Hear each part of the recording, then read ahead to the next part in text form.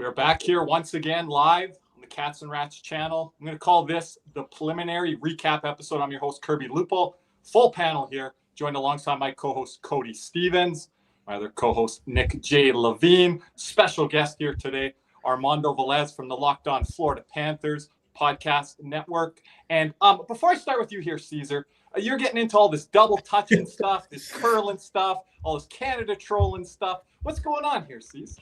I'm not the one cheating. I'm not the one going over the line, touching it. Oh, and the girls' team's getting It seems like you Canadians are good with your fingers. No. That was all AI stuff. I thought this was a hockey. 5 seconds in. What are we doing? Not a curling streak. Hey, Team USA beat Sweden. We were the underdogs yesterday in men's curling. So blow it out your ass, Kirby. I'm not gonna lie. I'm not gonna act like I really care. You didn't call me late. You stayed. This guy, he stayed up till 3-4 in the morning. Canada USA men's were playing. You didn't call me for the result after that. I stayed up till 7 in the morning and watched that. I didn't hear who won the game. Oh, that's because you said, "Oh, I'm falling asleep. Goodbye." No, that's not why. It's because yes. But anyways, gentlemen, Cody, go ahead. The preliminaries here at the Olympics have now wrapped up. The qualifying round matchups are now set. It is going to be a beautiful time, but the qualifying matchups are set as follows. Germany will face France, Switzerland will face Italy, Czechia will face Denmark, and Sweden will face Latvia. The winners of, I think it is Czechia versus Denmark will play Canada. The winners of Sweden versus Latvia will play the US. Germany versus France, I do believe, is Slovakia, I'm pretty sure. And the winners of Sweden versus Italy will go against Finland. And boys, this is going to be do or die now. This is where best on best is at its best. Do or die, win or go home. All game sevens from here on out. But first, the game that wrapped up the preliminaries today, the U.S. took down Germany 5-1 in a showing where in American best on best we haven't seen in quite a big while. The big guns for the U.S. showed up, a.k.a. Austin Matthews and Connor Hellebuck. And Armando, I will defer to you because you are a guest. What did you see in today's game that impressed you from the U.S.? Because I do believe this was their most complete game of the Olympics so far. Yeah, and it really came up down to a good first period, which we didn't see in the first two games for the Americans there. And I mean, think about the amount of criticism that Austin Matthews faced in the Four Nations from last year. He wasn't really that much of a force, and then he gets it with 2 goals. He was also a force in the last game as well. So really contributing there was really key for the U.S. there. And the fact that they were able to continue to roll the lines there. I mean, the Kachuk brothers were really impactful in games 1 and in game 3 as well for USA. And then in games 2 and 3, Austin Matthews contributing for the U.S. So I think if you're going to call this guy your captain, he's got to play like it and not really be and do it based on his play instead of like the hype behind it.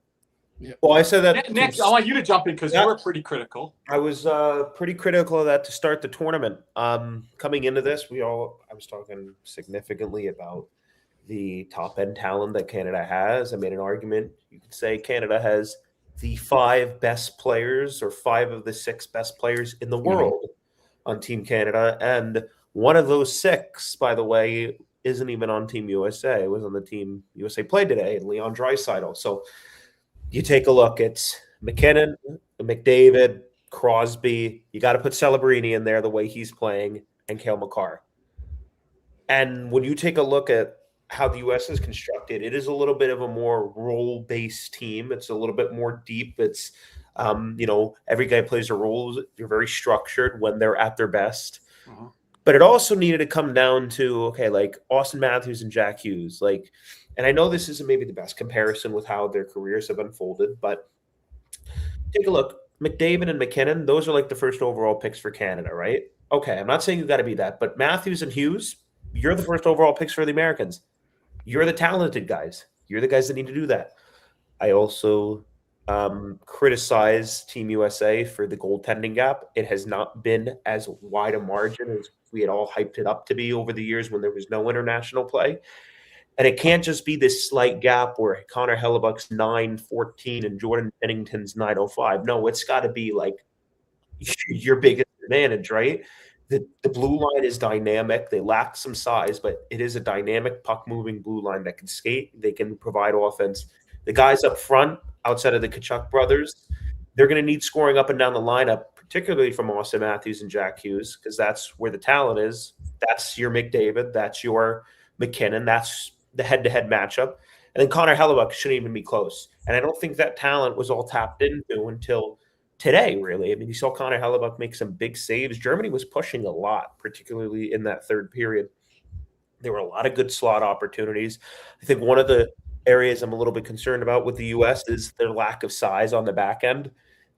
They have some issues with puck management, getting the puck out of their zone, and transporting the puck up the ice cleanly, some instances, and clearing out the front of the net. But if that talent can get unlocked, the depth is there, and if your goaltending advantage is what it needs to be, that's how you win. I want to just jump in and throw us to Armando. Nick keeps talking about the goaltending situation. I didn't propose this last night on our live stream, Armando, but he's like, it has to be leaps and bounds better. Are you making some allowance there because of how generational and the talent that Canada has in a situation like that, in a matchup like that, or even a matchup against Sweden? Connor Hellebuck's a Hall of Famer. You have to give a little bit of an allowance. Yeah. Armando, what's your thoughts there? I would say that it has. I'm more on the side of Nick here, because I think that with Canada and where the amount of firepower that they have is like, but crazy to think. Connor McDavid is 3 points away from setting a single Olympic record. By the way, for what it's worth, he could get it by the next one. He's going to get it before the semifinals. Yeah. So, and here's the thing: the fact that the Canada is more capable of coming in waves than the U.S. based on just the talent alone, and the fact that they could have that nuclear line of McDavid, Celebrini, and McKinnon all there. The USA doesn't have that as far as putting together. Yeah, the Tkachuk brothers are great, but to that level, that's where you got to have Connor Hellebuck really truly steal games here. I mean, really, the fact that he was not only sharp in game 3, but the fact that the USA in game 1 didn't really break through until later. I know that there was some challenges that prevented the USA from pulling away, but those were the right calls. But here's the thing. You want to be in a position where you're playing from ahead, and the fact that you could shut things down and also get the pucks in deep and gain the red lines and also not get caught neither. And even Nick brought it up, the fact that the USA can move the puck well with their defensemen, that gives them that opportunity if their forwards allow themselves to gain the red line properly, so that they can get back and they could close those gaps. And this only works if Austin Matthews, I'm not saying he needs to be Connor McDavid, but he needs to be going head-to-head with him. Mm-hmm. And he's been considered that type of talent that, I'm not saying he's going to be better than Connor McDavid, or he's more talented than Connor McDavid, but Austin Matthews is a damn good player. This is a guy that needs to go toe-to-toe with Connor McDavid and Nathan McKinnon's of the world, and it hasn't even been close. Jack Hughes is a guy that needs to be more explosive and come up in bigger moments. And when you have that combined with the mediocre results in goaltending over the last 2 years in international play for Team USA, I mean, it's not a recipe for success at all. The blue line can play well. Your depth can play well. I like our depth, but it's the goaltending and your big guys showing up, and they haven't been able to do that. Go ahead, Cody. Let me jump in. I can make an example of this. So, in the championship game at Four Nations last year, this is where I think the leaps and bounds goaltending needs to be better at. The McDavid one to start the game, that's a McDavid play. That's sometimes all right. The offense was better, but the difference in that game was that Sam Bennett goal. That's the one he needs to have, and that ended up being the difference game, because the overtime winner was McDavid again, and I thought it was a hell of a shot. And here's the thing, Cody. It's not like Hellebuck was bad, and it's just he can't have any. He wished he has that back. He has to. He can't just not be like, oh, he's good, like 28 out of 31. Like, no, I want 30 out of 31. Like, You're a 3-time Vezina winner. You want a heart. Guy's a future Hall of Famer, probably. He is 3 Vezinas and a heart. That's 3 Vezinas and a heart. That's Hall that's first ballot territory right there. But I want to get into the strength of USA because I thought the key to USA is going to be playing through their back end, and they have the best pairing in the tournament potentially in Quinn Hughes, Zach Werenski. Those two together can tire out a team within 30 seconds, the amount of times they can move, the amount of times they can skate in the zone and make teams just move, tire them out, open things up. And today you saw that leaps and bounds. I mean, Werenski with that goal within, I think, 7 seconds to go, and I thought that was a backbreaker for Germany because their goalie, Franz Reb, really played well from what I saw. You know, the Eichel, the Faber one was tough, but he got Brodeur's screen, which is stick right in front of the mask. So not much he could do there, but I felt like he was making really good saves. It could have been easily 8-0, but I felt like it wasn't because USA wasn't just shooting in his chest. They were making him make glove saves, blocker saves, east to west saves. Yep. So that's something I like to see from the US. But Armando, I just want to ask you this, and Nick C's can jump in on this as well. How big was it because Noah Hannafin had a horrible 4 Nations and he's playing way better this year. Probably because the minute allocation is a little bit better for him, but you're seeing guys like Werenski and Hughes, but then Jake Sanderson had a great game. How big is it to see the USA back end, which needs to be their strength, kind of put up this type of performance? Yeah, and you mentioned how great Zach Werenski is when it came to that goal in the final 10 seconds of the first period against Germany. Let's not forget that he had quite the pizza in that game against Denmark as well. That led to Denmark scoring as well. Hot pepperoni. So, yeah, so the game, Cody. Yeah, so that's a mistake that we hope to not see as it gets later in the tournament as well. And also, let's not forget that Noah Hannafin also had a great score against Denmark as well. That right off the pad followed his own rebound and then was able to get in on the short side blocker there against Denmark. So the fact that Noah Hannafin is your 7th defenseman and you could rotate him there on the final pair. And here's the thing with the fact that you could dress the 7 and rotate it there. This is great for Mike Sullivan's wheelhouse as far as the minutes allocation there for the guys there who have been through a lot of long playoff runs here for some of these guys here. So that's really the case. That's really going to be helpful for the US as it gets longer. Yeah, I thought Jackson Lacombe was maybe a guy that I would kind of insert into the lineup, Armando, to add that different kind of dimension there. I think they're kind of missing that a little bit with Seth Jones. A lot of the guys, same. You can tell me what your thoughts are on Charlie McAvoy as well. I want to know your take. I want to bring back to the goalies here. You can comment on the defense. I've heard some people say 3 goalies starting for USA. What was your feelings of that in the group stage here? Where were you at with the goaltending coming into this tournament? You're riding and you're dying with Hellebuck. Mm-hmm. That wasn't what I was hearing out there. Yeah. I know, but I think you said it. I think didn't Cody want 3 goalies? Cody? I thought about it, but then once it got closer and I realized how many preliminary games there were, like there's 3. You gotta if the minute they started Hellebuck today, if they saw Nanger, okay.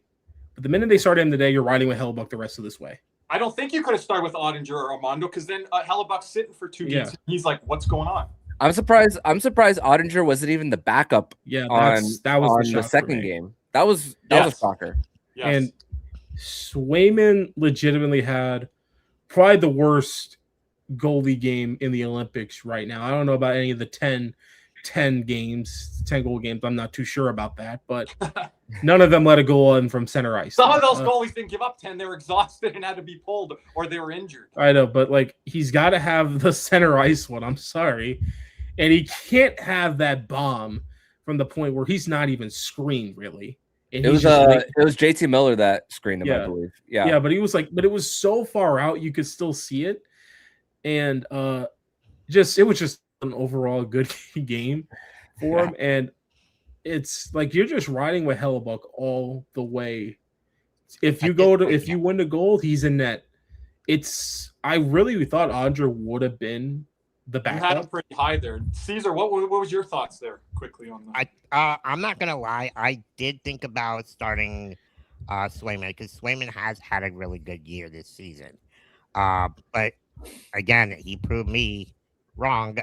He doesn't do good in pressure situations, and we've seen him in the playoffs where he against Florida and time again years, and even last year he didn't do well either. So, I don't know what it is with big pressure situations, but the big moments, Swayman doesn't do well, and this was a perfect opportunity to turn that around and change the narrative. And those 2 goals, I'm sorry, you cannot let those in. I understand it's the preliminary rounds, and you lost it, but how the hell do we find out now he's colorblind? Like, what the heck is that?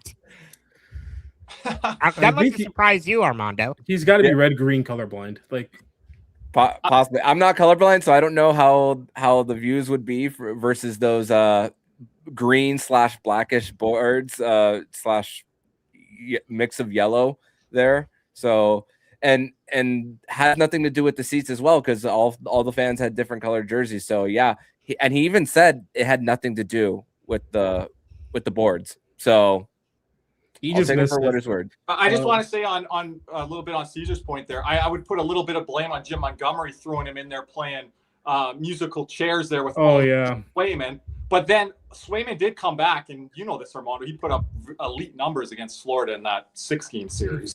He lets in the Forsling at the end that everyone's going to talk I still about. don't know how the hell that beat him. He was elite. Yeah, but like it just like, and like he was a big reason why Boston even beat Toronto in 24. Like Boston he hasn't reached those levels. But once that goalie wins that big game, shift changes. Like Bobrovsky, that game 7 versus Boston was the first true big game that he's won. Like against Tampa and Columbus, that was a 4-game sweep. So there wasn't necessarily a big game in there. But once game 7, I think all 3 of his game 7s have been with Florida. He's only played 3 game 7s, and they've all been with Florida. And then, and let's not forget that Jeremy Swayman was the goaltender last year for the World Championship. So there's a trust factor there for putting him in the crease there. So I try to mention to these guys, Armando, how much does the World Championships matter? When you talk about Tage Thompson, we'll get to Canada maybe a little bit more later. Macklin, what a bomb, by the way, Tage Thompson this today. Mm-hmm. And then you just mentioned right there, which I wasn't even aware of, Jeremy Swayman. So I think that's playing a part here, Armando, on best years or going into those years. No doubt. I mean, look at the guys who get rewarded for it. I mean, Tage Thompson got the golden goal for the U.S. there last year, and then you think Macklin Celebrini for Canada went there while Connor Bedard didn't. I mean, I don't know if Connor Bedard would still have the season that he did had he not done his own offseason training program. So maybe it's a win-win for everybody. But still, it sticks with managers, and I feel that you gotta at least. I was not surprised that he got that opportunity, but at the same time, one shaking game, it's going to be remembered. So if there's a situation where you're going into a quarterfinal game on Wednesday, I can't see a reason why he would be the backup. I would have to say that Ottinger would be. Yeah, and this is a preview for another 4 years now. Too. Even though Ottinger hasn't seen any games at all, you're not worried about that? No. I mean, he had that dud. He got pulled against Edmonton in the Western Conference Final. That wasn't his fault. Decision. Yeah, that was all on the coaching. But I mean, I want to see it on the international level, like where the stakes are a little bit different. Yeah, and the thing is now is just in 4 years, Hellebuck, I truly doubt it's gonna be the starter for Team USA. It's going to be one of, most likely. I don't know if there's going to be any newcomers. Maybe Dustin Wolf finally pops off within those 4 years. Mm-hmm. Spencer Knight could have a big 4 years within then. Like heck, Trey Augustine could pop up for all I know. I don't know. Maybe Jacob Fowler, Floridian. I tried to tell Cody that one. Yeah, but that's in 4 years, not this year. No, he already played this year. You said he wasn't going to get games this year, and he got the games in this year. Yeah, I just said they're not a cup contender yet until they find that goalie. But I don't know in the East this year. but I can see a conference in 4 years. Your starter is most likely going to be one of Jake Ottinger and Jeremy Swayman, and that's going to be a big preview for the future. And I think the U.S. starting to take the IIHF World Championships a lot more serious is going to increase I their think there's so chance. many goalies, Cody, in the U.S. system. I'm not gonna stand on that today. It's like the goalies in our system are like forwards in your system, except we can only play one goalie. Like we just have the gold mine of them, and it's just. But for the U.S., I think taking the World Championships a lot more seriously has kind of improved their best on best play in the senior division of it. But anyway, the U.S. clinched up the 2 seed with Sweden. Them and Canada were the only 2 undefeated teams. But unfortunately, the U.S. did not play one of the 2 worst teams in the Olympics, so the goal differential went to Canada instead of the U.S. But either way, can't compare apples and oranges. But this sets up a potential. Anything could happen here. I have no idea what's going to happen because it's one game tournament from here on out. A potential gold medal matchup between Canada and the U.S. But the U.S. are going to have the toughest first round matchup going against the Swedes. If they do beat Latvia, I'm saying anything can happen. Anything. But those power rankings right there, I would have to agree.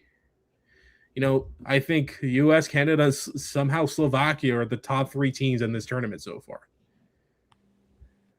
Do you guys so what team? So the qualifying rounds are Tuesday. We got times up. I'll share them here in a bit. Yep. Do we want to move into who's going to make it in the qualifying rounds? We can save that for the second half towards the end. But the U.S. clinching up the 2 seed is, look, it's a pretty big thing for them. I mean, you're in the quarters now, and if you go against Sweden, heck, your second round matchup most likely will not be harder than this one. And I think Sweden's a team the U.S. can beat because the way Sweden got beat versus Finland, the U.S. play a similar type of game. Sweden is not great along the boards. The U.S. all they want to do is use the boards.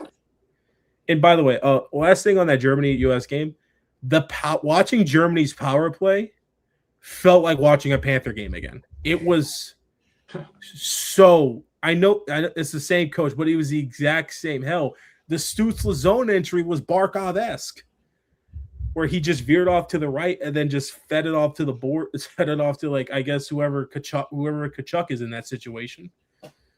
But – I mean, your guys' thoughts here. I mean, the U.S. do pull somehow the hardest matchup most likely in the first round, but with the way Sweden is playing, maybe it isn't. But you don't have the 2 Carlsons who are centers in Sweden right now, William and Leo. They would make that team harder to play against. So that's at least the advantage that and I was critical of Elias Pettersson in the first game for Sweden, but he kind of showed up in the last 2, kind of being a force, especially on the penalty kill, taking away the passing lanes and on the entries as well. And also there was one big goal, I forget who scored it, where he set a pretty nice screen there, got right in front and finished off a battle there that resulted in a goal for Sweden. So I thought that despite all the criticism that someone like Elias Pettersson has had, he had a pretty good latter half of the preliminary round. Yeah. And Nylander has had several opportunities.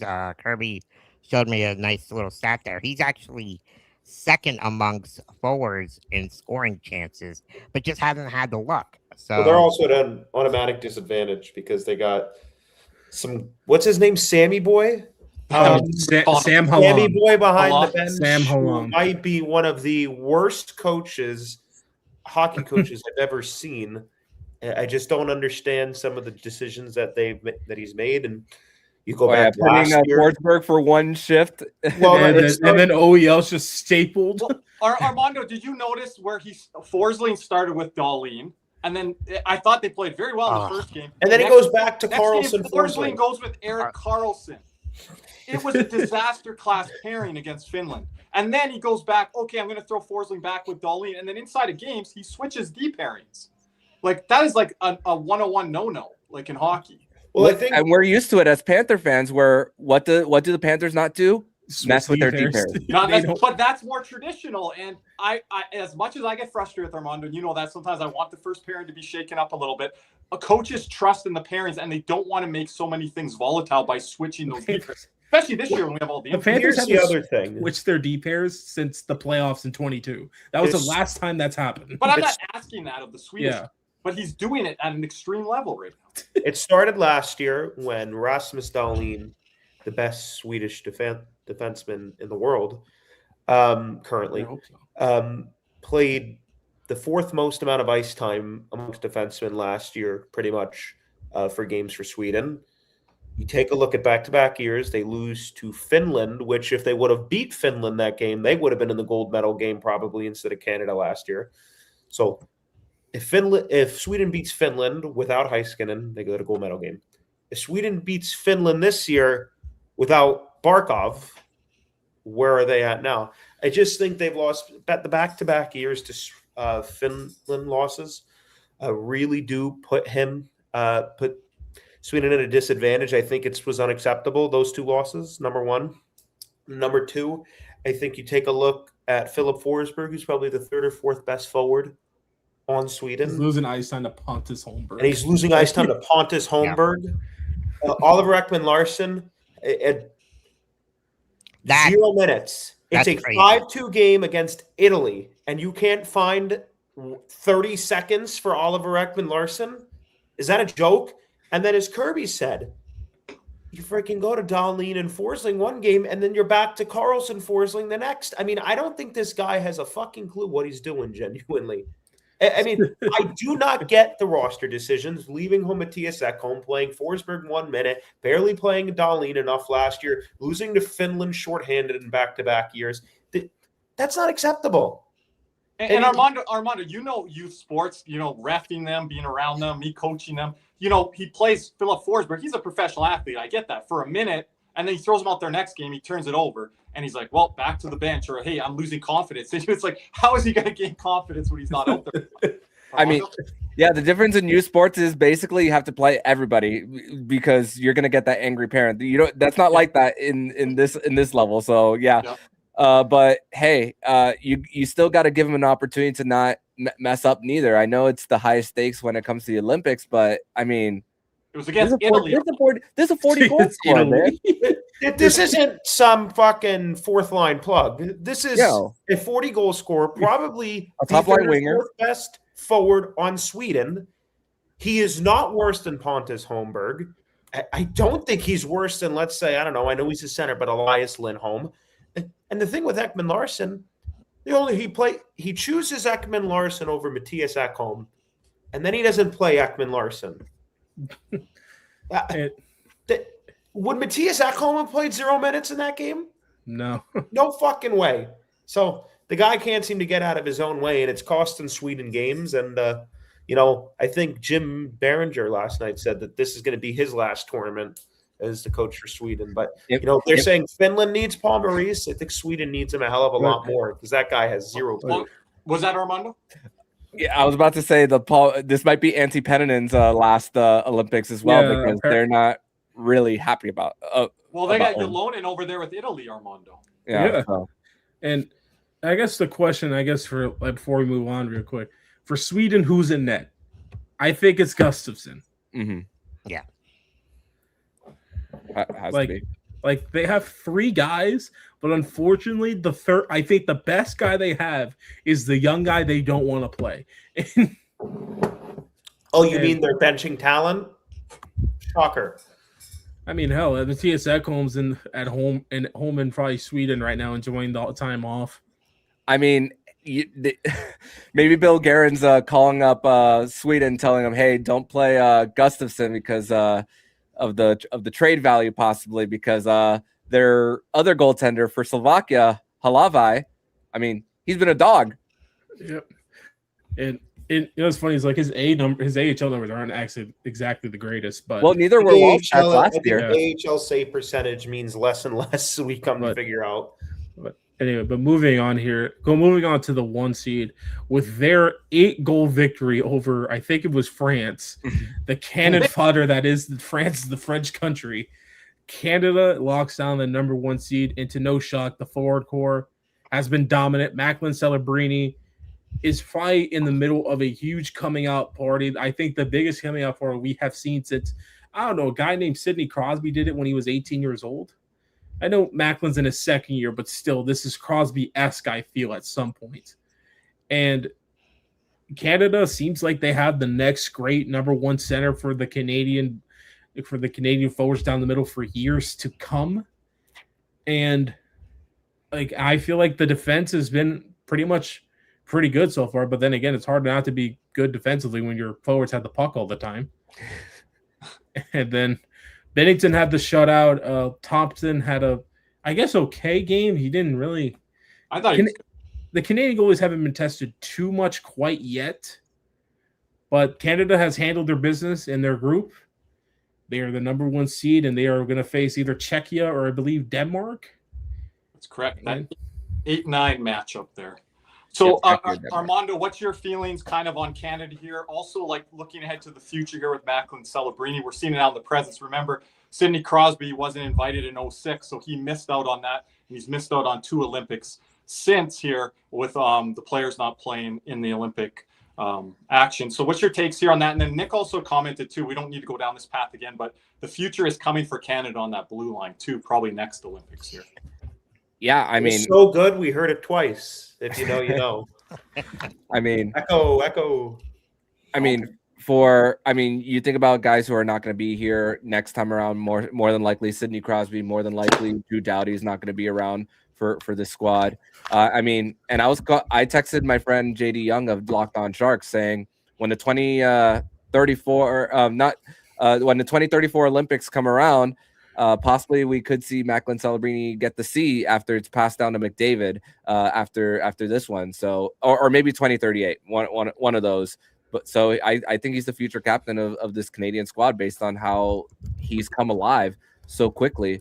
And I mean, when you think about how Canada can just go nuclear, like we see in Edmonton, whenever Draisaitl and McDavid are together, the fact that you have what people are calling the heart line, crazy to think that again, you could put these guys together and then you could find a way to just like Kirby said, have the puck constantly in your own ozone. And the fact is that Sidney Crosby is your third line center. And then you have familiarity. Here's the thing.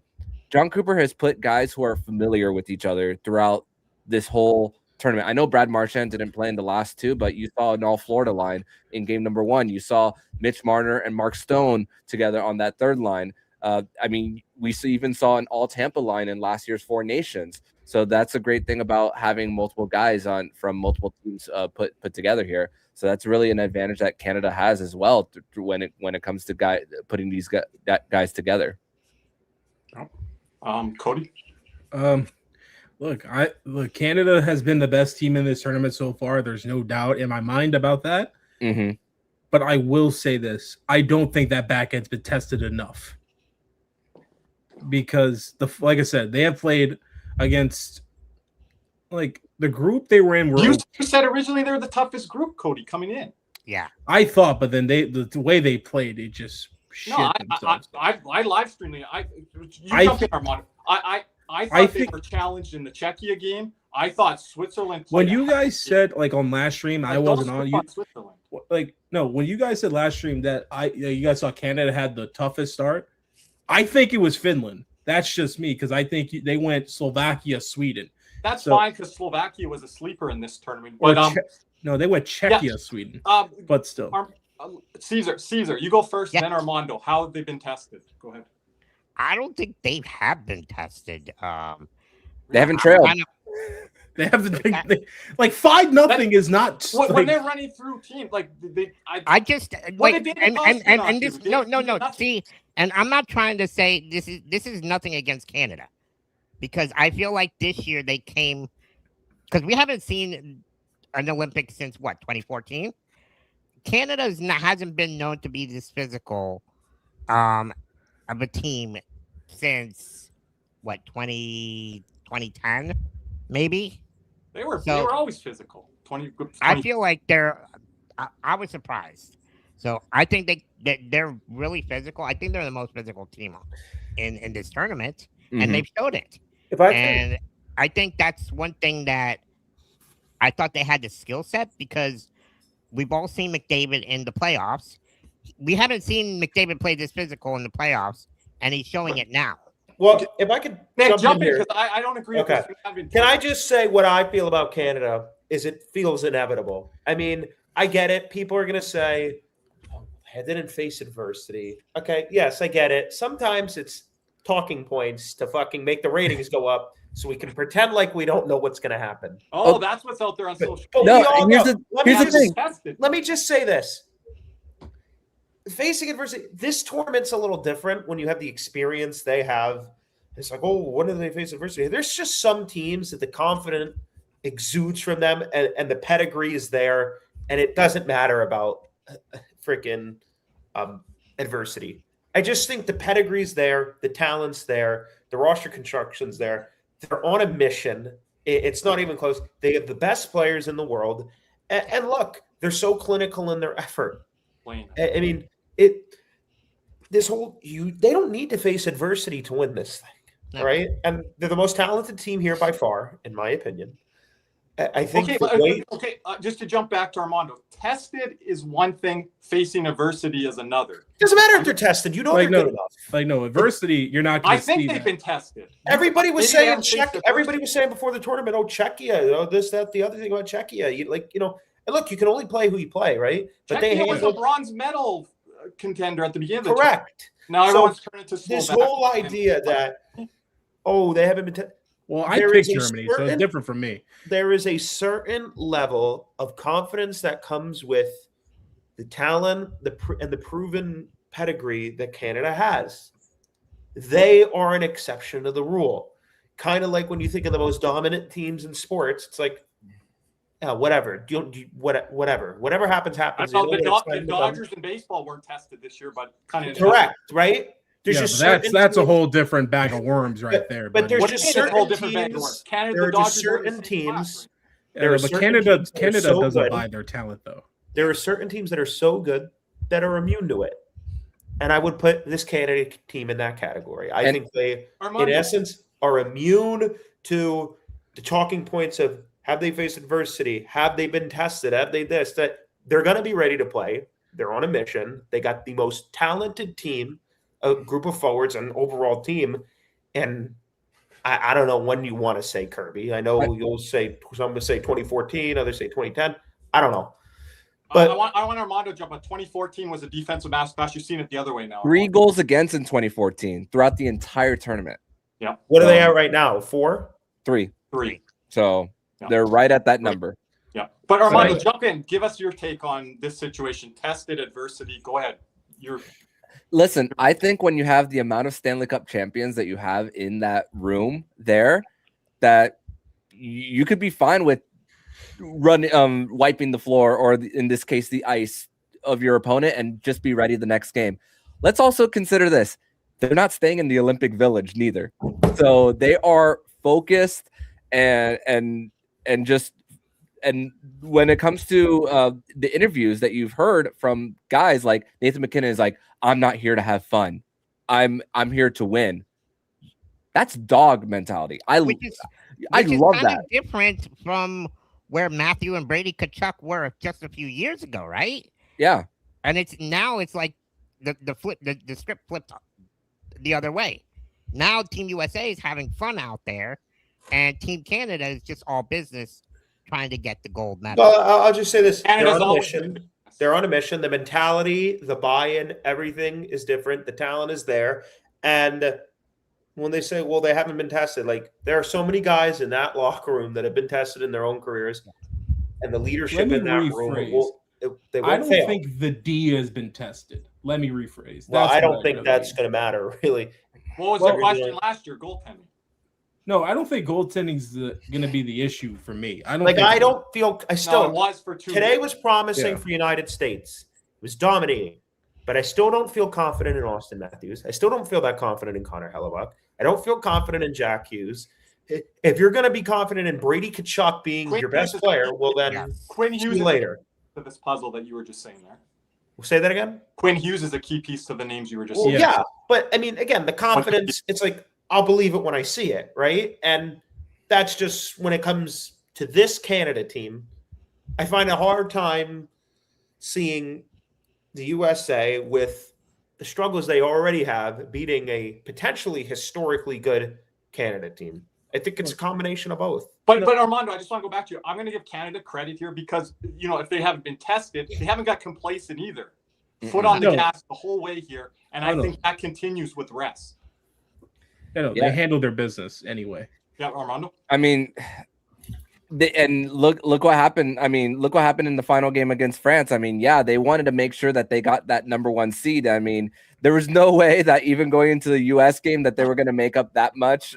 I know last game was Germany, and I was like, okay, the U.S. has to win by 8. And there's like 7 NHL players on Germany, so there was no way they were going to win by 8. So you're thinking about just all gas, no brakes there for Canada, which I have a question for you guys. Do you think that the Olympics, as far as the final game in preliminary play, should they go the FIFA route for the games in the same pool to play at the same time?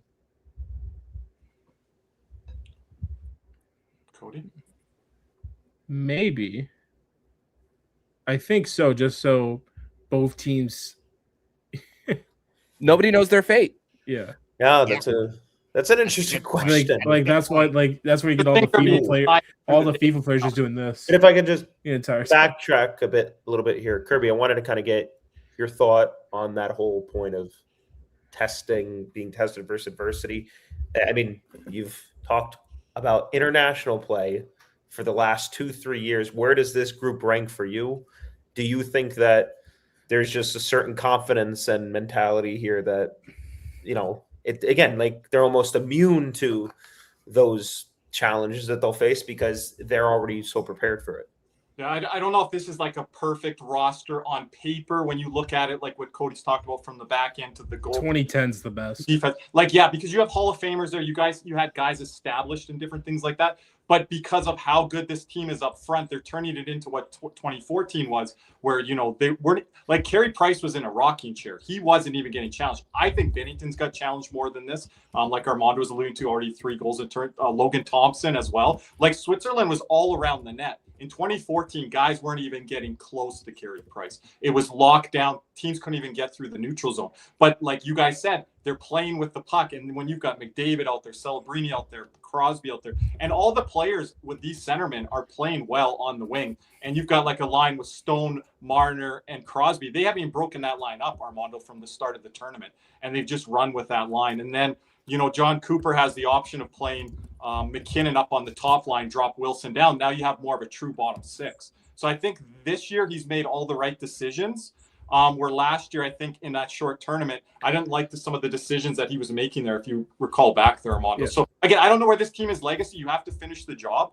But I think when you look at the forwards, this is a team that will be remembered forever if they get the job done. And I think we should be understanding that in the moment as well. And do you trust it? Like, for example, like a team like USA to challenge their defense enough? Maybe, potentially. But I mean, that's where I think the weak point on Canada is. That's maybe where weak point is. But I mean, again, I also think USA's guys haven't shown the ability to do that. I mean, consistently. I mean, there's for me genuinely a question there with Austin Matthews, Jack Hughes.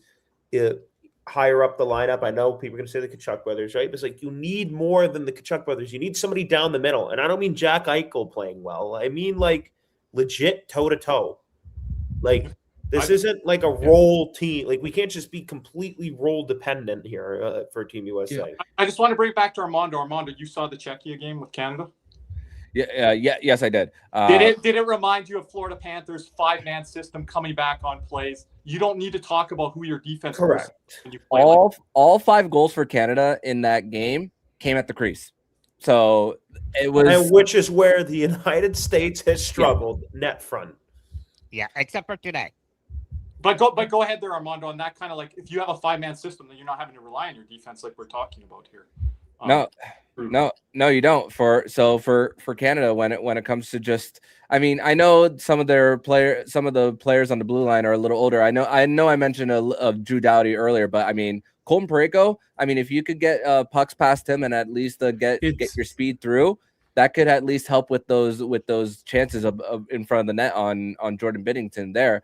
And for USA, I mean, Thankfully, it's whenever JT Miller's on the ice. Yeah, like and the thing is, you can't expect your fourth line to get the cookies like they did in the first game as much as they did. So that's why you need to have like your third line, like the Tage Thompsons there, the Dylan Larkins, really take over their matchups really when as the tournament gets further. So I mean, it feels like we're talking about.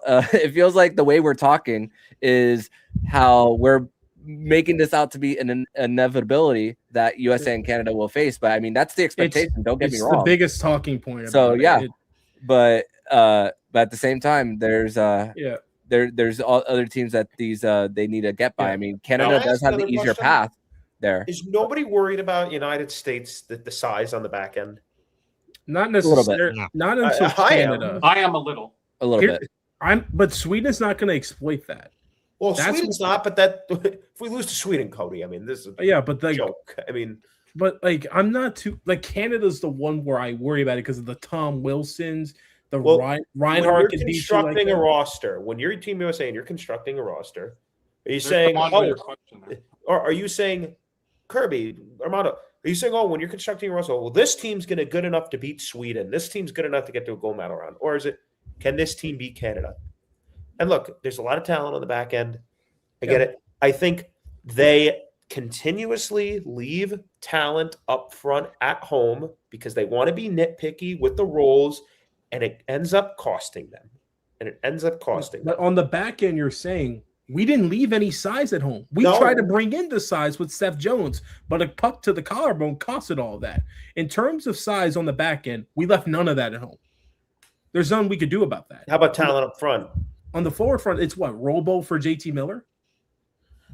Like, because I don't think if you're worried about size, Caulfield doesn't fix anything. We already have a Cole Caulfield on the team. His name's, we already have a Cole Caulfield. Like, it's Kyle Connor. Well, not even him. Like, he's like, I don't even want him on the next Four Nations team or World Cup of Hockey team. It's just, but like in terms of size, like if that's our vice, like we tried it, except he has a broken collarbone right now. I don't know. That's why Seth Jones was on this team. I think it's inevitably going to be Canada. Yeah, but the only thing is for me is like when I'm staring at this Canadian roster, the guys I'm attacking, Parayko, Sanheim, Doughty, and who the hell is Harley. I'm attacking those guys because Harley's probably the best out of those four, in my opinion. And like I think they're playing Theodore as kind of like that seventh defenseman right now. Am I wrong, Kirby, on that one? What's that? Is Theodore kind of like the seventh floater right now for Canada? Oh, he got moved up when Josh Morrissey went down. I forgot Morrissey went down. Is he coming back? Then again, Morrissey's like not. Looks like he will be. Morrissey's not the one I'm worried about, really. Actually, he's a guy we could probably go after as well. Cody's very confident here. It's just in the D. I'm not worried about Canada's goaltending because they have big game goaltending. When we went back to this earlier, Cody, you got to have the puck enough in that game if we're talking about that game situation to be able to play in that zone. It's legitimately like just Canada's forwards versus USA's D. And I think where Canada, it might help them this year with having Macklin Celebrino there, who's a very smart, cerebral player. USA is going to speed their game up because they're like, we need to get chances off the rush. We need to try to expose the defense and all that stuff. Again, with this that's perfect for Matthew Tkachuk. That's where, and then Canada wants to go back the other way. They can play that game. Kirby, that's perfect for Matthew Tkachuk. We love the rush game. Yeah. Take some guys like there was a play where Tkachuk was at the blue because like Werenski or Andor Hughes like pinched up. It was low-key kind of funny because Nick just goes, Matthew Tkachuk, the perfect guy you would want at the blue line. And I want to know here before we do like transition on here soon, we're going to have to go to ad break here soon. Armando, what was your medal prediction coming into this and has it changed at all?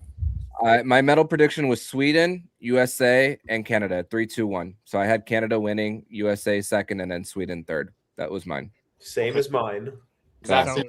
And I'm saying this. We're not going to get that though. I'm saying this. He's the only one that could possibly be right now. Yeah, like it's just you us. guys are done.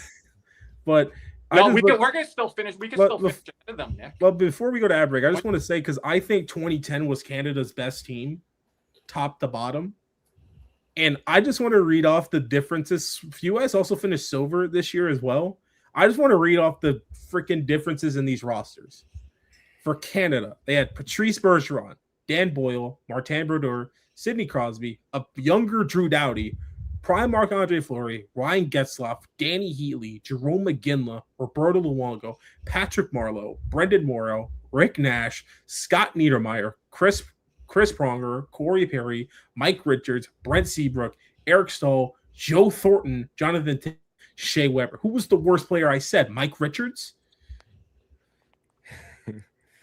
Yeah, he was a lot of times the fourth line guy or whatever. And here's what the U.S. is bringing out here. David Backus, Dustin Brown, Ryan Callahan, and old-ass Chris Drury, Tim frickin' Gleason. I didn't even know he made an Olympic roster. Tim Gleason in 2010? And then Eric Johnson, Jack Johnson, Patrick Kane, Ryan Kessler, Phil Kessel, old-ass Jamie Langenbrunner, Ryan Bugsy Malone, Ryan Miller, Brooks Orpik, Zach Parise, Joe Pavelski, Jonathan Quick, Brian Rafalski, Bobby Ryan, Paul Stastny, Ryan Suter, Tim Thomas, Ryan frickin' Whitney. And how many seconds were they away from winning goals? Jamie Langenbrunner. How many seconds? They did score in the final minutes to fourth overtime. I don't know. I get Ron Wilson wasn't doing that good a job, and Phil Kessel didn't like him, but they somehow got to the gold medal. You know, they kind of screwed the pooch in '98, but they got there in 2010 with, like Cody's saying, on paper, arguably way less talent than what they had there in '98, losing in the quarterfinal or wherever they lost. So speaking of '98, that's the last time Finland beat Sweden in the Olympics. This was the first time. And they did it without their best player. Mm-hmm. So are we all in agreement that Sweden will beat Latvia here? I don't know. I'm not saying anything's absolute in this damn tournament right now. I mean, with the way they played, Latvia can beat them. I want to get this on record right now. Well, we'll be live for that. Can beat them. We will be live for that. Latvia is not a pushover. Me and Ben Saunders going to be live for the Sweden-Latvia game, 3:10 Eastern on Tuesday. Maybe our guy KJ Loops will drop in. He's not Kirby, Mr. Big Shot on us. Yeah. Like Kirby, am I tripping? I don't think Latvia is a pushover for Sweden by any means necessary. But you can say the other matchups too. I outside of France and Italy, I guess anything is possible on the matchup front. But again, I think you can't be sleeping like I told you on the other side either with Switzerland there.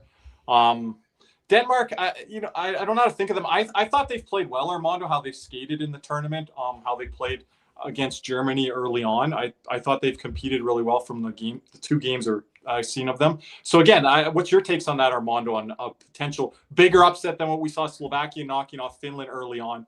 And then I guess, I don't know if you call Latvia kind of a minor upset over Germany.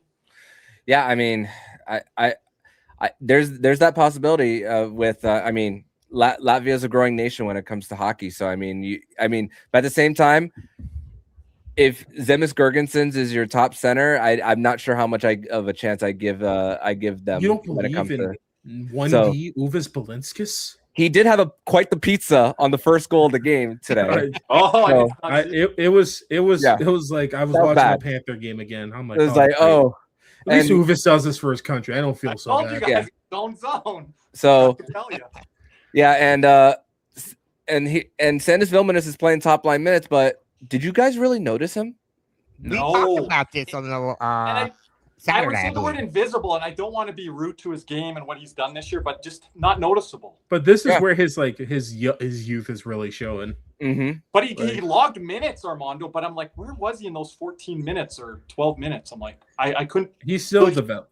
In the USA game, I found him in the third. Yeah, he's still developing. Couldn't find him. But I don't want to say anything's absolute in the Olympics because in a one game situation, I don't like a goalie could get hot in a game. The way their coach is coaching this team, he might pull the goalie on accident in the first period. Yeah, and then forget to put the sixth guy out there. And Sweden, and I'm gonna just say extremely pause here, but I don't care. Sweden struggles with teams that can bang, and Latvia can bang with the best of them. can Latvia maintain it, or a team like that? If you just want If they get a lead early, I think they can, because that lead adrenaline does help you later on in a game. But Armando, didn't Latvia run out of gas by the second period against US? Like because they were down. That's a different. They were down. That was the difference. Mhm. No, but I think that can potentially happen with Sweden. One of the best lines. Do you agree with me on this, Armando? One of the best lines in this tournament that I've seen is Eriksson, Kempe, and Nylander. That's been a dynamite line. Yeah, I mean, and to think that there was a chance that William Nylander wasn't going to play due to the injury, and he was listed as the 13th forward in the practice. Let's be real, though. That boy was playing. Nobody ever thought that he wasn't going to miss, but I mean, he's not the 13th forward. Philip Forsberg is, right? well, yeah, all but he was Toronto listed doesn't as that at the beginning. But yeah, all Toronto doesn't like that because he sat out games, whatever, and flipped off the camera. That's really Yeah. bad. That boy was playing. I Yeah. don't care. Why do you think he sat out? I think he has a Superman cape in his Swedish locker room there. But anyway, as we move on to the later parts of our show, let's hear a word from our sponsor, Caneswear. Panthers fever is here. Are you geared up? Caneswear in Davie is the place for all your Florida Panthers needs. They have the latest gear for our favorite NHL team. Jerseys, polos, t-shirts, hoodies, hats, and more. Caneswear has you covered. Stop by their store in Davie or at pantherswear.com. Again, that's Pantherswear, WEAR.com for all your Panthers gear. And let's hear another word from another sponsor, Jeremy Beckham at Beck Sells FLA. Champions don't settle, and neither should you. Let me introduce Jeremy Beckham at Beck Sells FLA, bringing a competitive edge to South Florida luxury real estate. If you want a home that performs in all three zones, location, lifestyle, and long-term value, Jeremy is your power play. The clock is ticking. Let's go for the cup. Reach out now at becksellsfla.com. Thank you, Cody. Just a couple housekeeping items here. I want to thank everyone for our record-breaking live streams. The Canada stream's getting over 20K. The stream today, I think Nick said over 8K on that game, 4K on the other one. So these are all-time streams, including our playoff streams, our breaking news streams. So we appreciate all of you new fans that have come into the community. Make sure to hit that subscribe button, like the video, comment on the videos as well. That helps our algorithm. Purchase a super chat donation anytime we're live, such as now. We really appreciate those. It goes a long way. You can buy a membership, gold, silver, or bronze. You can gift another membership to other members in the community. RC, big shout out to you. You've been gifting members all week long here on our live stream. So I appreciate that, RC. And I've seen you on the Canada and the USA live streams. So a shout out to you there. And lots of access to other great perks as well. We're going to be mailing off our Matthew Tkachuk signed framed picture there, Nick, here to Jay Osceola. Finally got a hold of him here. So a big contest winner there. I feel like we've been holding on to that one for a while. Yeah, For a while. I was trying to track Christmas. But Kirby, you had this a topic picked out before Yes. this. Caesar, I'm putting Caesar on the spot. I should have wrote it in the private chat there. But there was comment made today from Matthew Tkachuk on the ice to Leon Draisaitl. My topic is here today. And again, Caesar, I don't know if you want to talk about that first to tee up the audience. I'm pretty sure everyone knows what happened. But go ahead, Caesar. And then I'll give you my topic. Let me see if I can find the quote here. I can read off for you if you want to. Yeah, go ahead. Matthew Tkachuk said, and I quote, "The bridesman again, eh, Leon? Always the bridesmaid, never the bride." They were going at it. And before I get to my question, we'll talk about it a little bit here. What were your thoughts, Armando? Social media is a buzz with it. I think this is going to carry some weight. And then obviously it's probably going to carry and intensify into a potential USA and Canada matchup down the road because it's another Edmonton Oiler that, Matthew Tkachuk and Team USA might run into. I mean, Leon is the more talkative person out of him and Connor, so he gets to be more fired up when things don't go his way. And for those listening here, Kirby did text me earlier today about a video of Leon Draisaitl getting frustrated about the power play and the miscommunication. And Jamie Compon, it looked like that he was trying to calm him down a little bit from all think it worked. So I'm not sure. Jamie Compon, Florida Panthers assistant coach that runs the power play for the Panthers. Yeah. Did the Germany, just to jump in a little off topic here, did the Germany power play look a lot like the Panthers power play? Oh my gosh. Yeah. Like from the zone entry, to the pass. They don't have a Coincidence a little bit? just a little, but Go ahead, Armando. Yeah. But yeah, like, I love holy it, and, shit. and you got to love a little bit of history there between the two guys of like, you know, when you have playoff series and, you know, the likelihood of meeting the same team in the final round in back-to-back years, it's very unlikely. And the fact that you grow this and the same result for it to happen, that's like less than a 5% chance of happening in back-to-back years. So, you know, getting into his head, you got to love it there and just playing the mind games. And Tkachuk is going to do that. And the fact that his brother Brady is also following suit, you know, he probably leading the charge more than Matthew is, that we could argue, as far as like the physicality and like what he's doing out there. And then of course the clutch factor. Brady has been more of the clutch person as far as international play, going back to Four Nations even last year. I think he's by far been Team USA's best player. Yeah, could argue. Cody or Nick, for my question, anything to add on?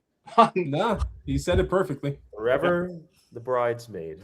Okay, my question here is, and again, we've talked about what Brady's done internationally, the bridesmaid, you know, Leon. So if this was a wedding, so to speak, you know, Brady's standing right next there to Matthew. I don't think he could say as much as Matthew. No, they don't have what the Matthew history. has done here. So if Leon's the bridesmaid, what is Brady Tkachuk at the wedding? Is he the bartender? Is he the person greeting the people at the door? You guys got to be creative here. What is Brady Tkachuk? Best man. No. He's up there. He's that far into the wedding. What he's done with Ottawa? He's the Uber driver that takes the drunks bridesmaids back to their hotel. No, I'm gonna say he's the MC. So he's in that much play. Okay. Yep. Like again, we're not talking what you guys just said international. I'm talking what he's done NHL. You really think about it, he's gotten closer to a cup than Draisaitl. Physically, not like actually. The reason I'm saying he's the MC Physically, not actually. he's actually scoring the points here for Team USA. But we're talking and Ottawa. Accolades. He's setting the tone for Team USA. Leon can say stuff back to Brady if he's standing there chuckling with his brother. Like, Caesar has a point there though, because it's either the MC and or DJ. It could for how whatever you define MC as, because think about Brady even going back to when Matthew was in Ottawa. What was Brady doing? He was in the stands with a Calgary Flames shirt, drinking Bud Light, and just going nuts. So he's the hype man. You have to be the hype man. Let me change my answer. Let me change my answer. Brady is the distant cousin that sits in the back row of the wedding that's only there for the food. That's a little bit better because Brady has been in the playoffs. So I think that's a little better than the Uber driver. Like, he's almost there. Like, he's in the back row. And they're like, oh, I kind of know him, or I heard about him, right? Yeah, he's like, oh, and there's some good stories about him, right? Like, oh, this dude is an absolute legend in college or whatever the case may be. Like, one of those guys. But but here's the thing. When Brady's chirping right behind him, it might piss off Leon, the fact that Brady even thinks about chirping him. Yeah. It would piss me off. Like, buddy, you have never done anything either. Why are you talking to me? He could be the single man who's at the wedding, who meets the other side of the family and sees an attractive girl and say, let me talk to her. Let me flirt with her. So let me get to know her. This weekend coming up. Like, this is. But the question is, will you grab the number at the end of the night? No, he did. It's the first date. DWG in a big game. The first date is Wednesday against. I like that, Armando. See, we're getting some creativity going. Yeah. Because I don't want to put down what his game is. Like, Caesar, you're kind of looking at it like through a lens right now. Like, I'm talking about it as a larger scope in Ottawa as the captain, team on his back. A lot of problems there. Like, the one knock that I'll give Brady is, Cody kind of alluded to it, is his diet and stuff like that. You look at, like, with Macklin Celebrini right now is working with his trainer, not playing kickball with the other guys in the background. He's like, I'm working with my trainer and working on stuff when guys are having fun in warm-ups. This dude's not having fun in warm-ups, Armando. So we know what Brady might be doing at the cafeteria and stuff like that. No. There's levels to this. I don't think I ever brought up that. I just said he's very headstrong. That's his biggest thing for me. It's his biggest strength and his biggest weakness is Well, you said he was eating or whatever after whatever was one. I don't know. It's just like he has a gut on him. Let's be real. he's got up one. against Crosby, Barkov, Celebrini. But I'm in no way, shape, or form to complain about somebody's diet. Well, But and I'm not going to get on a professional either. Like but I always thought he was just Armando. He's so like direct, and that's how he plays. Like Matthew is scaling everything, and he's looking, and he's a lot like smarter than Brady in certain aspects of hockey. Brady is bull in a china shop. He like with Brady, the fact that he's a better skater, that means you're good, and that means whenever the hits get delivered, it's going to be more forceful for him. For he had 2 big hits today. For Matthew, you could kind of probably see him coming a little bit more. But as far as the size, Matthew has a little bit more beef physically, so that's why that makes up for his lack of speed. He's stockier, and like as Matthew's hits are what Nick likes to say. He just sticks his ass out there and hopes he gets you. The reverse hip check. Clean or not for like he caught Gensel pretty good, and then like a couple years ago, I think the biggest hit of the day, Jack Hughes laying the first hit of his career. Oh my gosh, Austin Matthews. Who also laid the first hit of his career. So, but I want to say, like, when Matthew gets himself into good spots, he can really rock a guy, and I think that's because of his intellect. It's not because of his ability or power. It's like he puts himself in good spots. There's a reason why Zach Cassian hated his ass. He used to rock Cassian. I mean, Matthew's hockey IQ is brilliant. I mean, look at the goal that he set up to Brock Faber. The NBC broadcast broke it down that he was already looking at the blue line right before that puck made it all the way to the rim, and he's already looking, boom, set him up, boom, goal right there. So the way Matthew can just anticipate plays. And I mean, one thing that the Panthers missed with Matthew is the fact that whenever he freezes in the neutral zone and allows his teammates to go up the ice, he could really truly hit that stretch pass from the near side to the far side. Oh my gosh. Armando, what about the small to medium area passes? I think that's what's improved just to him coming back into the line. And that's what he does with USA. He does it in probably smaller areas, and you can't notice it because these are all world players with USA, but you sure notice it with Florida and off of the transition and rush. Throw it to areas, and like you said, just wait that little extra second too. And listen, one of the bigger highlight goals that we've seen for the Florida Panthers in these last few years was, as we mentioned earlier on the stream, about that goal from Gustav Forsling that snuck in on the short side on Jeremy Swayman. How did that start? A stretch pass from Matthew Tkachuk in the neutral zone. That's how not much was going in that game. Yeah. In a 1-1 game was. And also to display it, I think it's up there for Panthers history, but the most iconic goal in Panthers history. Game 4, Carolina, 4 seconds left. Yeah. It's that extra second that he takes. Yep. The St. Louis game this year, he did it there too. Yep. It's the extra second that he takes. That's what separates the good players versus the elite players. Like Erod is the perfect prime example of it, where he rushes when he has a good chance. And Lusto's like, I kind of got stuck on my stick. What do I do? And Bennett is hit or miss. He's either shooting it to Yucatan or just he looks like the best player on the planet. The best sports comparison I can make is Le'Veon Bell for the Steelers. When he would get the handoff, you see it the holes develop. Run. I looked around, Armando. Like, did a whistle go? Did the play stop? It's like nope. Kenneth Walker after not getting touches all year and going off the fucking Super Bowl. So, thanks, Clint Kubiak, Mike McDonald. You're on my fucking fantasy team. It's just like that extra second of patience that's just different with Matthew Tkachuk. And Barkov has it too. McDavid has it too. All the elite players have it. Slafkovsky is developing it. Austin Matthews can make history at #Milano Cortina 2026 if they continue to scroll down. Most points on Team USA, #Team USA in Olympic involving NHL players. 8 Brett Hull 02, 8 Zach Parise 2010, Brian Rafalski 2010, 8 Phil Kessel 2014. 7 John Leclerc in 02, 6 Mike Modano in 02, and then Matthews and Tkachuk in 2026. Is it possible we get multiple players breaking Gretzky's record? Yes. because I don't think there's. Did you hear that, Armando? How Cody said Cortina? He added like a little Spanish flavor on it. That's what it sounded like to me. Translation. Well, cortina in Spanish means curtain. It Yeah. does. Huh? Yeah. So I more- grew up it's the same- Miami, man. word. I don't know what you want me to do.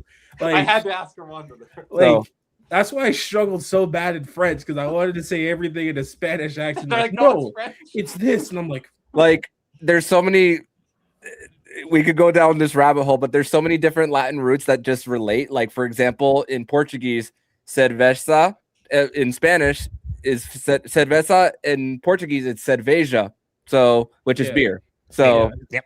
so And, yeah, like, there's a lot of the similarities. Italian and Spanish are very similar. Very similar. Very Vino is the similar. same thing. Yeah. Yep. Except Wine. the only difference is Italians like to add the extra e to everything. Like Like Spanish to sleep, dormir. Yeah. Italian, dormire. Like it's Yep. that. It's I legit. like That's that. the difference. amore, love. Yeah. I love. Like, Like so that's Like, another it's- one.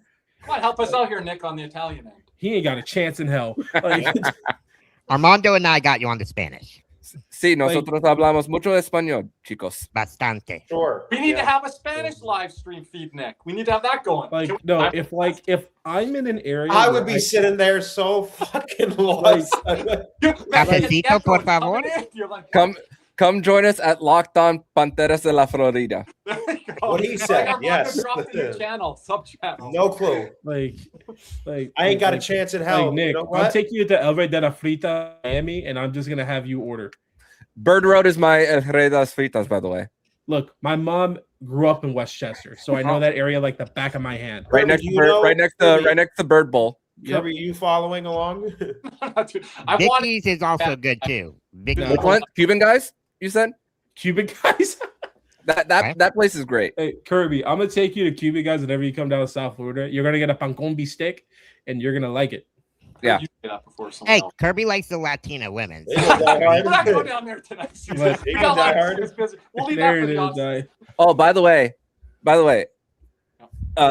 since I no longer live in South Florida, I live in Orlando. They expanded Vicky's Bakery up here to Orlando, and the Oh. collaboration that they have with Flanagan's actually has No. gone up here to Vicky's Wait, Bakery. So what's the collaboration? croqueta poppers. No. Yes, they have it here too. Yeah, I tried it. It's actually really good. Oh my God, Cameron. Armando, are you still waiting on Cameron that? sent me a video the other day of him having him. He's like, I might drive to Orlando tomorrow. Amazing. Armando, are you still waiting on that Flanagan's expansion up north? No, Flanagan's even said it on their social media, South Florida only. So I've given up hope on that. Only. I mean, at least we have Duffy's up here. We can only hope and pray for Look, Flanagan's to expand. Yeah. Hey, Like, I'm no. open Jose to anything. I got a little bit of flavor. I'm Yeah. not this salt and pepper Hey. Saskatchewan kid that was raised. Kirby and I are tried to in, cook in my that own hot food. sauce phase. So Yeah, that No, killed me back in the day, the- Caesar. They did they did open a Vicky's Bakery in Weston recently. yes, they did. It's like literally 5 minutes right over the bridge, right? There are so many places in South Florida. I miss. Weston, I think that's our girl Lex's old I song. miss Pollo Tropical so much. It's like I know it's like not the greatest thing, but I miss it so badly. Ooh, the black beans, Well, white rice. well, Oh. well, Don't get me started. there's only please. one Pollo Tropical in Tallahassee, and it happens to be on Florida State. It's in the freaking student union, and half the menu's gone. Like Damn. it's just troppy chops and fucking wraps. You guys are gonna make everyone so hungry. It's gonna be like Cody. Like and I especially can't even Nick get the on his fucking late night run on rolls. Like, Spaces going to get some food. like oh. Or And you guys here's in the what morning at pisses- work. People are gonna be listening to this in the morning at work at their office, and you guys are making them so Like hungry. no. And here's Hey. what pisses me off: people Nick is- ruin their troppy chops so fucking badly. Sour cream and cheese does not belong on a damn troppy chop. Are we doing Black this for pizza another rice, podcast? Is this our like, next no. podcast episode? I mean, Like, no. Nick's got the chicken cutlets. So Oh hey, yeah, Nick. bring on the buffet. You need everyone there. Maybe Armando, Cody. You need to get everyone in there. Caesar deserves a chicken cutlet dinner after this, Nick, from all this Olympic work. I'm just Well, saying. it's funny. Caesar and I actually have spoken off the record Yep. that I have to take him to Pincho Factory. I'm waiting. He still has not been. Nope. I need a link Uh, to check that place out. And I No, live Caesar- here in Deals South you Florida. making off air, Caesar? Caesar, Caesar, next time I'm down there, I'm buying you Flanagan's. As long as your car doesn't break down again. Oh damn! We don't. No. That wasn't a breakdown. That was Kirby, just what me type of turning into deals a are Beyblade on Caesar a freaking negotiating off air here? No, Fuck, you got cutlets, you got all Caesar, this whatever other I shit. just said there, you've negotiated that on air. That's nothing off air. What's that? That's me advocating for you, Caesar. You're advocating. That's course. negotiation, though. Jose, have Don't fun take however you at put it. Tally, in Tally, negotiation. baby. The second place is the greatest place on earth, Tallahassee, Florida. Armando, don't mind us. It's day 5 or 6 Olympics. We're pretty exhausted. We've been going hard here. So. No, I mean, trust me. I've All right. getting up at 5 a.m. and then after the games are over, I'm refereeing in the evening. On 4 hours of sleep. I'm watching the games at 6 and they have work at 9. I'm like, ugh. Cody, we haven't seen sometimes at nights because he's had long days. So we're just take this evening off. But we're gonna take Monday off. But predictions right now, because the qualifying rounds are on Tuesday. I'm just gonna read through the games. Y'all tell me each, starting with Kirby, then Armando, Nick, and then Caesar. I'll get mine at the end. Before we do, I want to give a shout out to the boy. Kevin Fiala. Fiala. He ended up fracturing his, I believe, tibia. It's tibia. He had multiple fractures. That's him in the hospital bed. Seems to be in recovery mode. Will be out for the regular season and for the foreseeable future. Hope he gets well soon. Such a gruesome injury. Man, don't want to see any of the Olympic players get hurt, especially during this. I just want to add on that.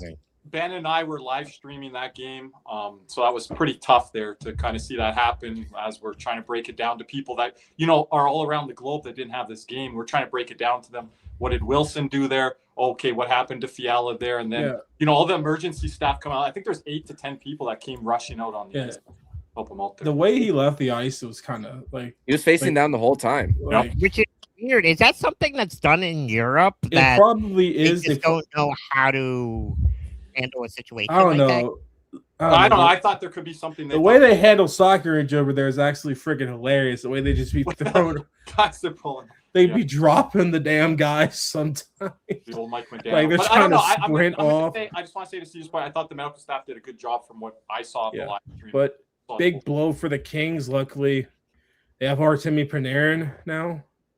So he basically fills that hole for him. Yeah, our boy Jersey Jim Behringer was here on Saturday night. He said, do they go after a Patrick Laine? He said that, right, Nick? Or some other type player? To see. They already have a Kuzmenko. That's already Laine. I can see that Laine fit. Even though I don't like Laine as a player, I could see that kind of, hey, we can get him in here. It's not going to cost a lot. But Montreal wants to move that salary. But it's an expiring deal, so you don't have to put a first-round pick attached to it. You could get a 2 and a 5, a 3 and a 5, maybe. And like I said, Montreal didn't need him. I stood on future Panther Patrick Laine. Oh my gosh, we could use the bomb on the power play. That's all I'm saying. Where's he gonna play, Cody? It's Mike Hoffman again. Just throw where. Him on the power That's play. what I was about to say. Qualified, a better Mike Hoffman offensively. I don't know. Except he's a right-handed shot. What did you say? Throw him with no sec. Give him 5 minutes. You can jump, freaking no sec Lion Gadjevich. Oh, that's a great fourth line. Paul Maurice will get him to play that 200-foot game. But you think Paul Maurice wants Patrick Laine back? I mean, his best year was under Paul Maurice, so why the hell not? That's true, actually. He had I don't know. Paul Maurice when he was in the same breath as Austin Matthews, Paul Maurice was his damn coach. To motivate him. But I mean, there's no more Fortnite. We're good. Fortnite's gone. But anyway, first up, the first for qualifying round game. I'm just gonna go through it quick because this game's not gonna need much talking points, if any. Germany versus France. Starting at the top here. Kirby, you're up first. Germany versus France. Give me score prediction. Germany's got a rebound here in the last couple games or so. Germany. All right. So what's the score? What's your prediction? Scores now. Jeez. Oh. Just throw me out something. I ain't got 6-2. 6-2. Armando. 7-2. 7-1, maybe. All right. Big C's. I'm gonna say. Hold on. Before C says this, he's got a big pool going on with Jesse Pollock. There's about 10, 12 people. You need some Germany points in that game, Caesar. You got Yes, I'm going to say Germany will win 5-1. Okay. Nick. Hey, I'm doing pretty good with the lineup that I picked. Fuck, it might be 8. It might be 8-0. I'll go 7-1.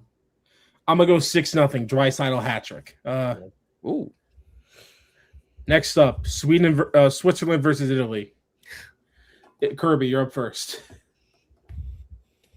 I don't know how much it's tougher just deciding the score. I don't know how much pucks Italy can keep out of their net, how many they can score. Even though Damian Claro showed out pretty good against Sweden. Give that type of game again, I don't know. But like Switzerland, they scored 4 goals off the bat on France, so I think to open up the tournament there. So, and the way that they were getting scoring chances against Canada, they can put the puck in the net. Let's go 6-0 Switzerland. Mr. Velez. 4-1 Switzerland. Big C's. What 2 teams again? Switzerland and Italy.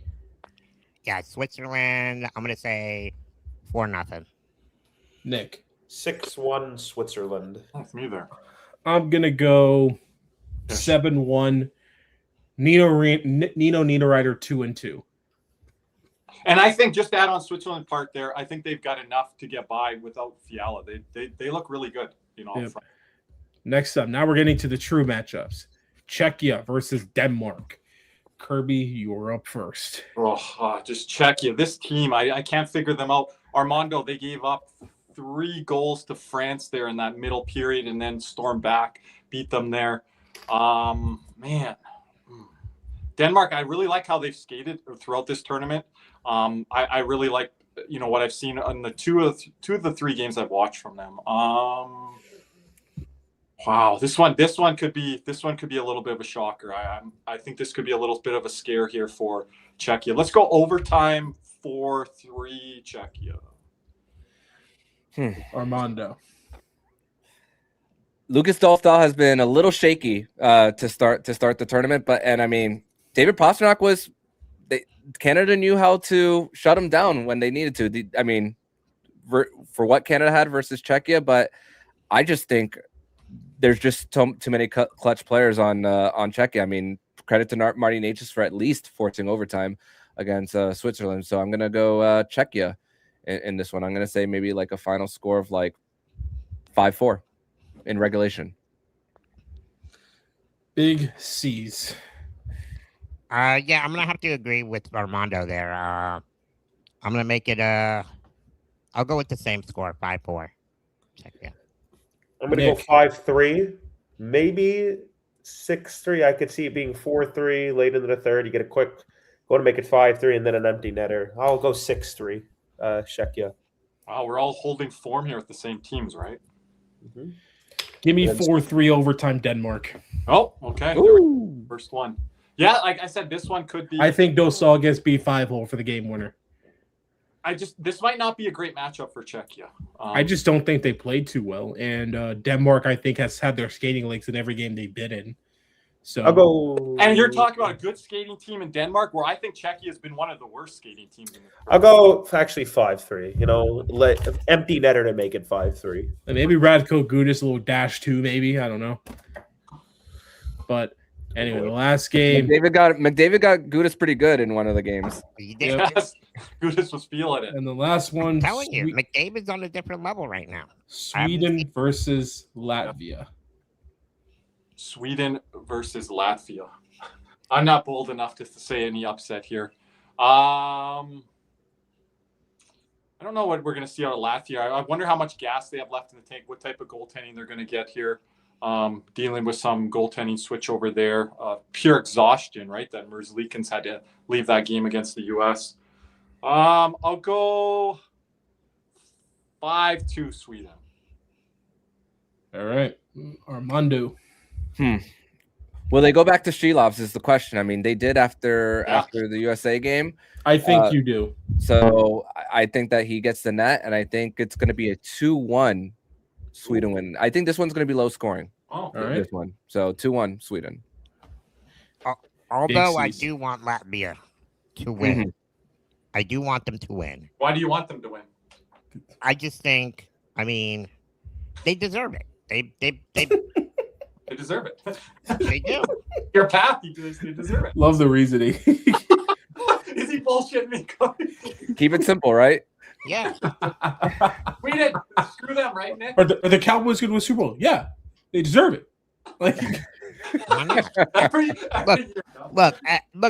I'm just saying this because The I way haven't they been impressed played. with Sweden. I haven't The been way they impressed played. with the way they've been playing. Their coach, the coaching decisions that they've been making, with their lineups, they don't really deserve to be in this situation to Wow. be in the medal round. Oh. So why Both not? support material for Sweden in a quarterfinal matchup from Big C's. Please don't put that out there. Listen, Now, this is even one of though many podcasts Sweden, of it. I do How is need this goal Sweden support? to advance for my pool, but I'm gonna pick Sweden to win, 3-2, in What? a close game. What was that, Armando? I mean, this is one of many hockey podcasts. I don't know how much bulletin board material it really is when they're across Put it the out world. there. Swedish. We won't know. all right, Nick. Well, to give some more bulletin board material for Sweden, if their moron coach gets his head out of his ass, it'll be 5-2 Sweden. Okay, with me there. But Armando's onto something. There's got to be some unders here, some low score. Listen, let me just say this.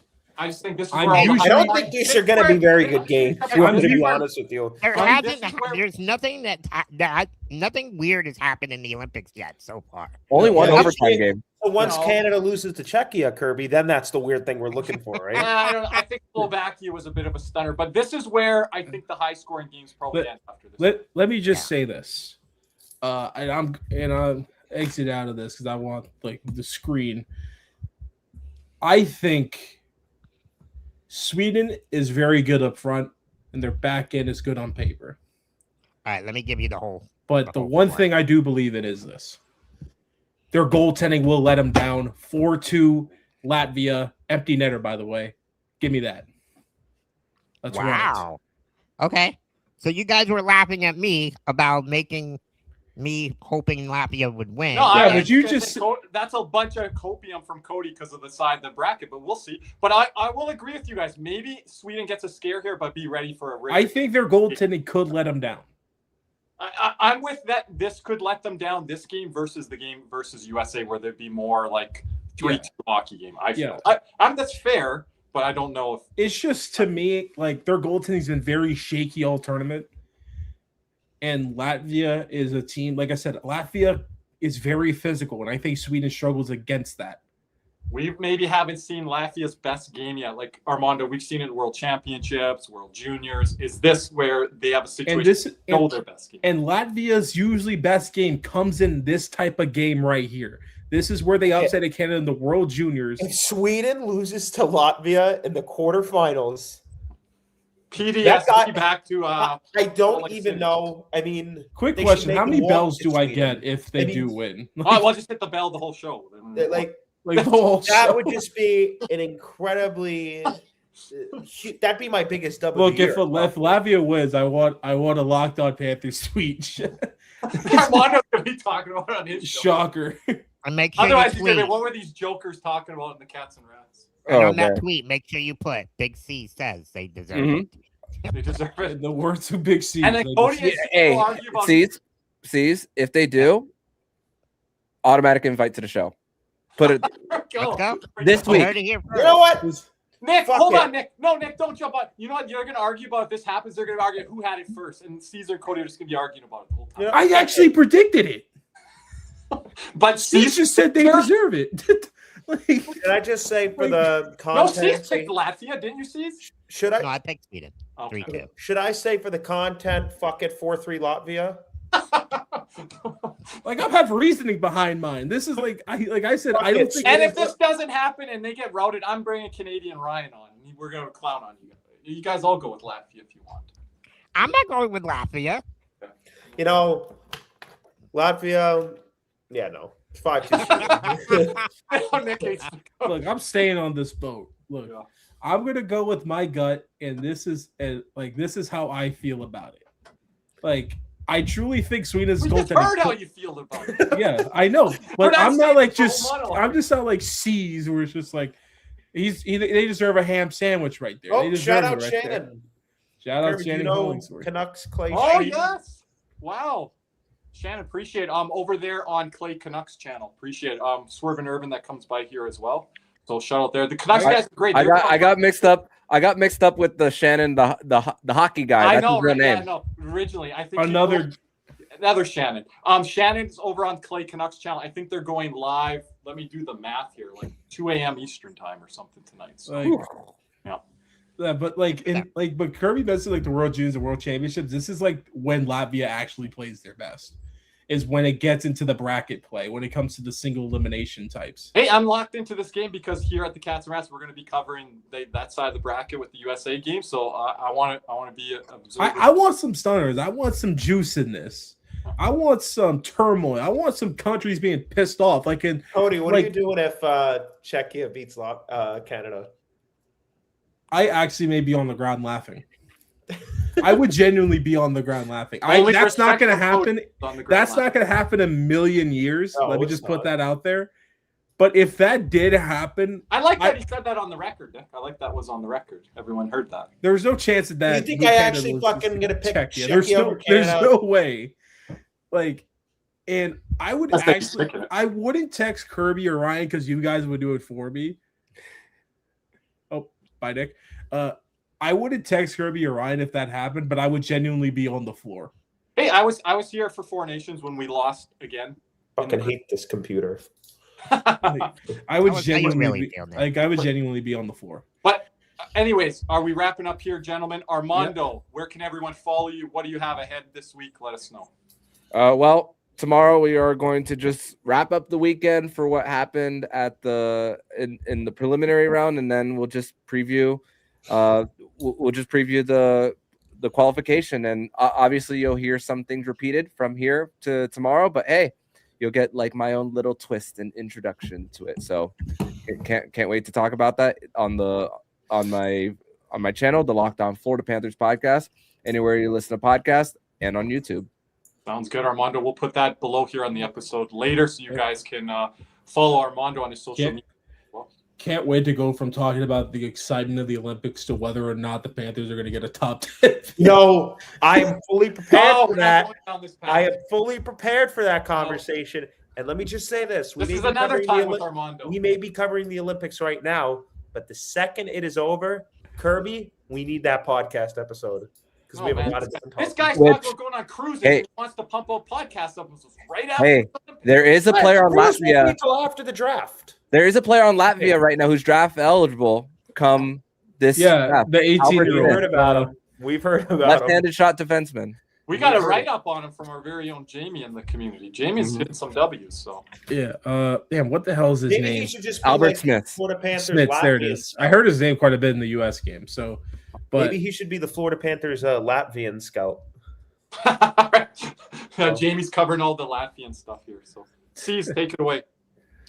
Yeah, no. Anything else, gentlemen, before we go? No, I guess wrapping up here on the end of the Olympic preliminaries. Yep. It is now game 7s from here on out. Signing off here tonight. We're gonna play a video before we sign no off. Problem. Cody, so. No problem. You could end the video like we do on After Dark usually. But signing off here thank you for Mr. Armando Velez for joining us here tonight. I'm going to jump in first. Cody, you have not been on here on the Canada post-game days, so I'm going to jump in because you can't cut me off. Let's go, Canada. USA. Go ahead. As long as it's not the last word. But hey, look. I'll be getting the last word. Against 1 right now. So. But anyway, we appreciate everyone here for watching with us tonight. For Armando, Big C's, Kirby, Nick, and myself, we say thank you. And as always, let's go Team USA.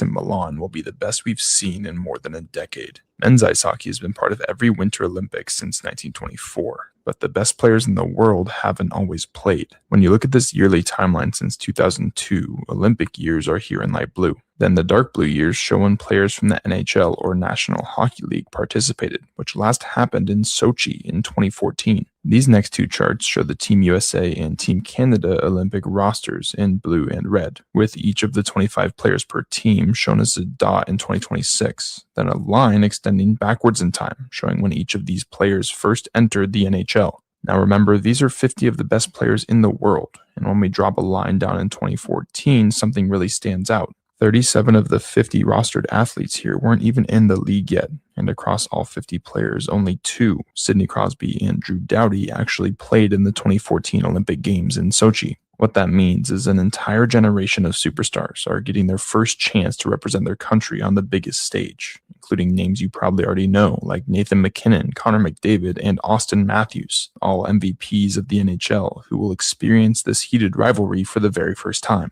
Not only is it the first time in a while for the NHL in the Olympics, it's the best time.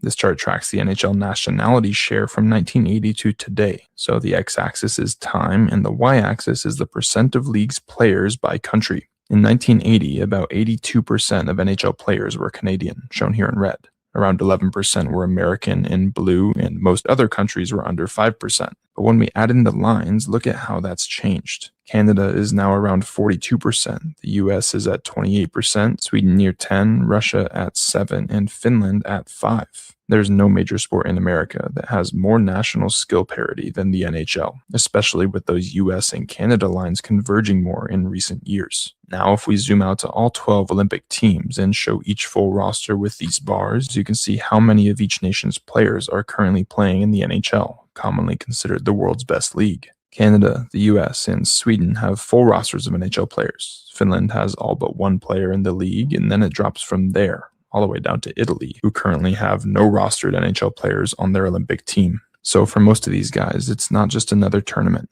It's their first chance to represent their country on the biggest stage hockey has, and it's happening at the most competitive moment in the sport's history. Follow for more sports data visualizations. Right at you, the beating undivided, all the voices in my head.